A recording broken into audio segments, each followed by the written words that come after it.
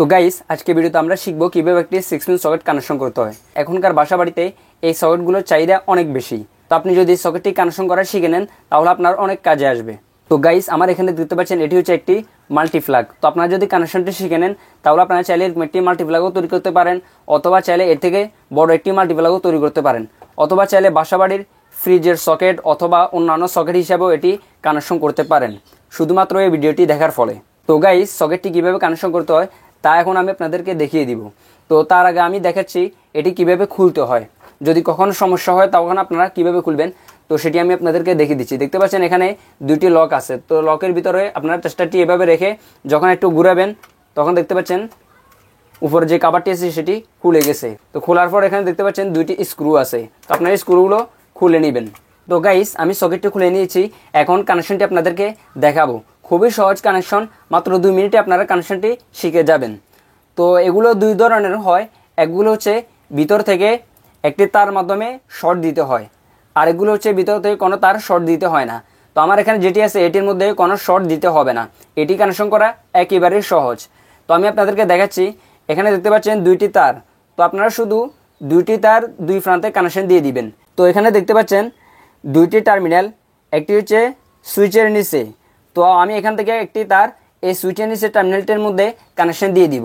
তো আপনারা ঠিক একইভাবে কানেকশনটা দিবেন। তো গাইজ দেখতে পাচ্ছেন আমি সুইচের নিচে এই টার্মিনালের মধ্যে একটি তার কানেকশন দিয়ে দিছি। তো এখানে দেখতে পাচ্ছেন আরও একটি তার বাকি আছে। তো এটি আমরা কোথায় কানেকশন করব? তো এখানে যদি আপনারা লক্ষ্য করেন দেখতে পাচ্ছেন এই টার্মিনালের মধ্যে দেখতে পাচ্ছেন একটি এন দেয়া আছে। এন মানে নিউট্রাল। তো এই নিউট্রাল টার্মিনালের মধ্যে আপনারা বাকি যে লাইনটি আছে সেটি কানেকশন দিবেন। যেখানে এন লেখা থাকবে এই এন টার্মিনালের মধ্যে একটি লাইন কানেকশন দিয়ে দিবেন।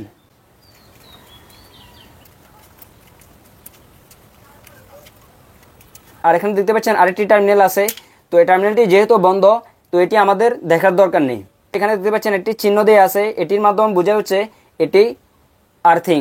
তো আপনারা যদি আর্থিং কানেকশন করতে চান তাহলে আপনারা এই চিহ্নটি দেখে এই টার্মিনালের মধ্যে আর্থিং কানেকশন দিয়ে দিবেন। আর যদি আপনাদের আর্থিং না থাকে তাহলে কোনো সমস্যা নেই। তো গাইস আমাদের কানেকশন কমপ্লিট। তো এখানে আমরা সুইচের নিচে যে টার্মিনালটি আছে সেটির মধ্যে একটি তার কানেকশন দিয়েছি, আর এন যে টার্মিনালটি আছে এন টার্মিনালের মধ্যে একটি তার কানেকশন দিয়েছি। তো গাইস এই হলো কানেকশন। তো এখন আমরা এই বোর্ডটি লাগিয়ে নিব। তো আমি এইভাবে করে বসিয়ে নিব এটি।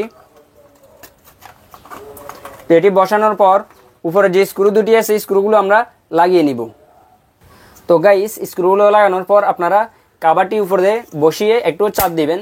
দেখতে পাচ্ছেন এটি লেগে গেছে।